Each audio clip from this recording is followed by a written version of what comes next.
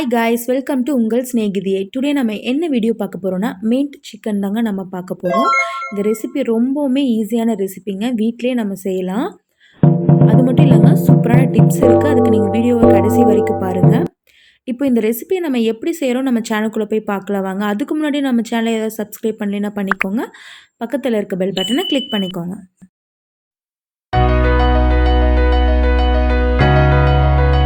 First நாம் mixie jar எடுத்துக்கலாம். அதில் மின்ட் வந்துட்டு நம்ம 2 கையளவு ஆட் பண்ணிக்கலாம். புதினா 2 கையளவு. அடுத்தது கொரியாண்டர், கொத்தமல்லி வந்துட்டு புதினா எவ்வளோ ஆட் பண்ணமோ அதில் பாதி ஆட் பண்ணிக்கோங்க. நெக்ஸ்ட்டு வந்துட்டு பச்சை மிளகாய் வந்துட்டு நான் 3 பச்சை மிளகாய் ஆட் பண்ணியிருக்கேன். உங்களுக்கு காரம் ஜாஸ்தியாக வேணால் நீங்கள் எக்ஸ்ட்ரா ஆட் பண்ணிக்கலாம். அடுத்தது இஞ்சி வந்துட்டு 2 துண்டு ஆட் பண்ணியிருக்கேன். நெக்ஸ்ட்டு வந்து பார்த்துட்டிங்கன்னா பூண்டு வந்து நான் வந்து ஒரு 6 பல்லு வந்து ஆட் பண்ணியிருக்கேன். இது எல்லாமே நம்ம நல்லா பேஸ்ட் மாதிரி வந்து கிரைண்ட் பண்ணிக்கலாம். அப்போ தான் வந்துட்டு நல்லா வந்துட்டு அதில் ஸ்ப்ரெட் ஆகும். நல்லா பேஸ்ட் மாதிரி கிரைண்ட் பண்ணிக்கோங்க. இப்போ வந்துட்டு நான் 2 லெக் பீஸ் எடுத்திருக்கேன். அந்த லெக் பீஸில் வந்துட்டு நீங்கள் இந்த மாதிரி கீறிக்கோங்க. கத்தி வச்சு நல்லா இந்த மாதிரி கீறிக்கோங்க. ஏன்னா அப்போ தான் வந்து அந்த மசாலாலாம் வந்து உள்ளே இறங்கும். இப்போ அந்த மசாலா வந்துட்டு நம்ம வந்து இதில் ஆட் பண்ணிக்கலாம். மின்ட்டு இது எல்லாத்தையுமே ஆட் பண்ணிக்கோங்க. அதுக்கப்புறம் கர்ட் ஆட் பண்ணிக்கோங்க. அடுத்தது தேவையான அளவு உப்பு ஆட் பண்ணிக்கோங்க. இப்போ இது எல்லாத்தையுமே மிக்ஸ் பண்ணி நம்ம வந்துட்டு ஒரு 1/2 hour வந்துட்டு அப்படியே க்ளோஸ் பண்ணி வச்சிடலாம்.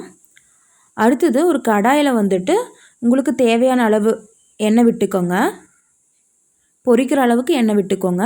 அதில் வந்துட்டு நம்ம வந்து மின்ட் சிக்கனை ஆட் பண்ணலாம்.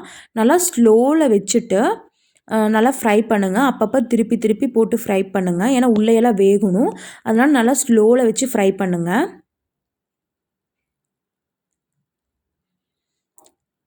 ஏன்னா சீக்கிரமாக மேலே வெந்துடும், உள்ளே வேகறதுக்கு லேட் ஆகும்.